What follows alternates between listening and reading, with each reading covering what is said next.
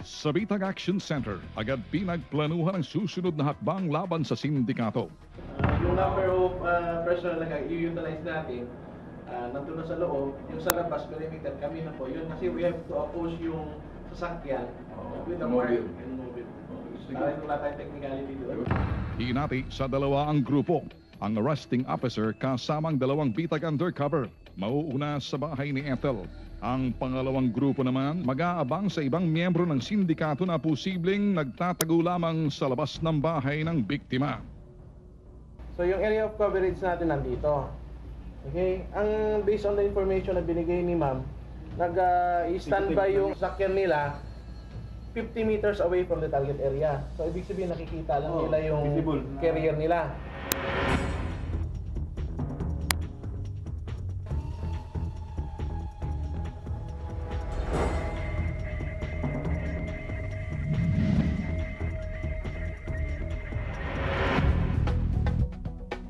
Para hindi mabistong may pulis sa loob ng bahay, kakaibang hudyat sa pagdating ng suspect ang gagawin ng bitag undercover. Pagdating ng suspect, ibinigay ng undercover ang hudyat.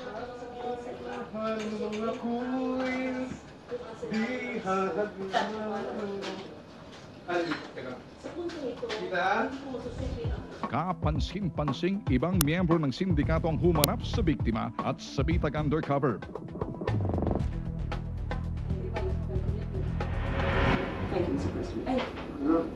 Pasok wala ID. Tatlong beses na itong bumalik. Pangatlo na itong... Muli nitong pinapirma ng acknowledgement receipt ang biktimang si Ethel.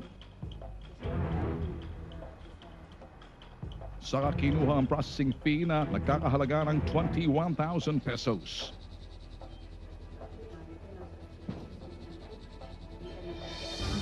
Pagkaabot ng pera, takam na takam itong binibilang ng suspect.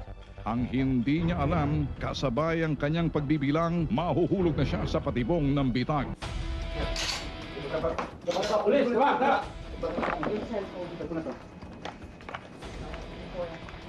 Brad, pakiusap lang ha. Sabihin mo na yung mga kasama mo kung hindi maano ka ha. Nag-aantay po yung sa kanto po, sir. Saan to? Ano sa yan? Ito po, sir. Sa takot ng suspect na nakilalang si Michael de Guzman, agad niyang itinuro ang iba pa niyang mga kasamahan.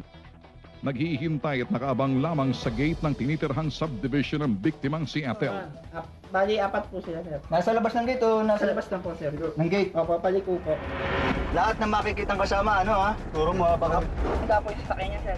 Ha? Nakahanda po yung sasakay niya. Sir. Yan, sir. Yan po, yan yung kotse yan. Naging mabilis sa mga sumunod na pangyayari. Agad pinalibutan ng mga operatiba ng QCPD DPIOU ang pulang kotseng ito.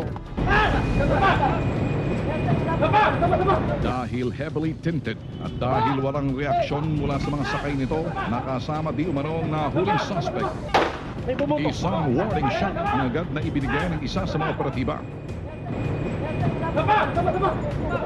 Dito na isa-isang naglabasan sa kotse ang tatlong lalaki at isang babae.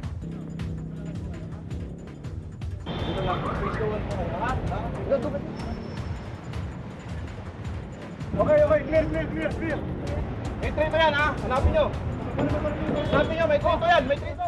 Isang kalibre 45 na baril ang na-recover sa passenger seat ng kotse.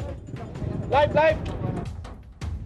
Kasama dito ang ilang taking ID ng kilalang bangko at acknowledgement receipt ng mga posibleng naunang biktima ng grupo.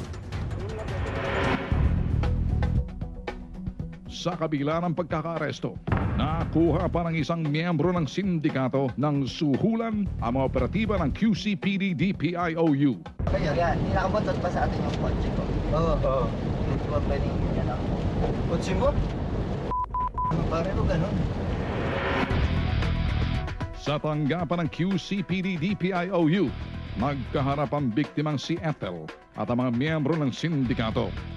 Dito na rin nagkaroon ng pagkakataon ang bitag na usisay ng estilo ng pambibiktima ng grupo.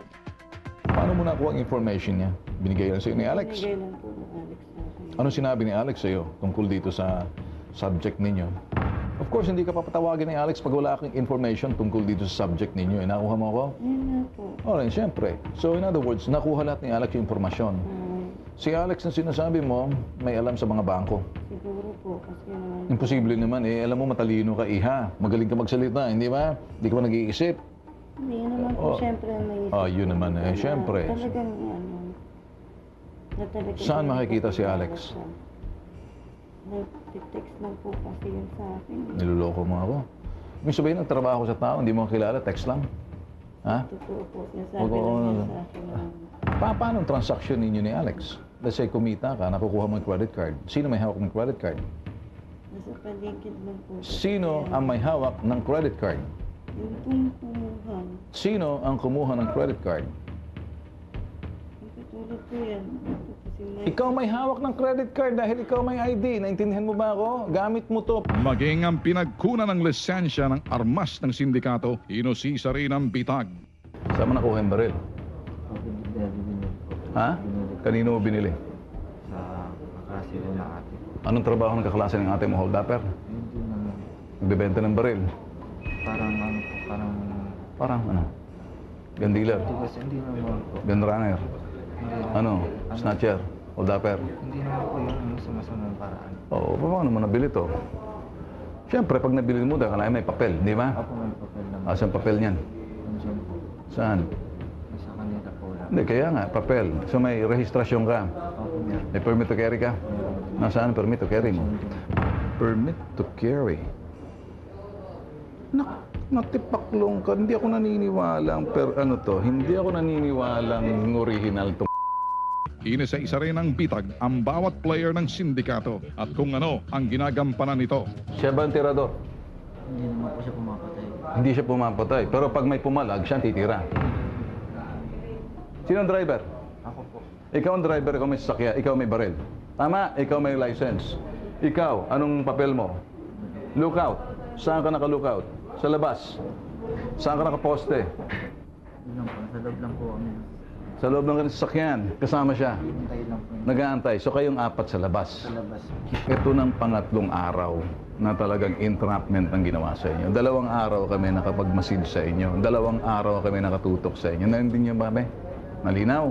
So huwag niyo na kami pinagloloko. Naintindihan mo. Pag tuwing pumupunta siya, sa labas ka lang, hindi ba? Tama? Yun. Kasama ka rin doon, di ba? Kompletos. Saan siya? Kasama rin siya. Tama? Yung isang dagul, saan yun? Sagutin mo muna ako. Sindikato kayo, no? Grupo. Hindi po, sir. Magkakakilala naman. Magkakilala kayo. No? Paano niyo nabuo yung modus na to? Wala po kayo, sir. Ako gusto ko sasagot ka ng maayos sa akin, ha? Kung makululukohin. Kita mo, wala ng mga pulis. Naintindihan mo? Anong bangko dati pinagtatrabahoan niyo? Sir, hindi ko na alam po call center. Ano ang bago? Anong call center? Anong call center? Saan? Bangko? Bangko ang kliyente. Tama? Tama? Call center po na... Nakulokohin. Sige na. Ang 45 na baril ay hindi lisensyado. Sa dami po ng kanilang biktima, hindi po natin sila makonsider na maliliit lang na grupo. Sila po ay malaki at armado. Sa dami na po ng kanilang nakulimbat na pera sa mga kanilang biktima, meron po silang kakayanan na bumili at magpalisensya ng mga baril na kahit ito ay pikit o peke.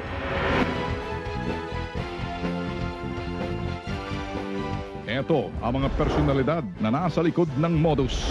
Sakaling isa kayo sa nabiktima ng grupong ito, ipagbigay alam agad sa bitag.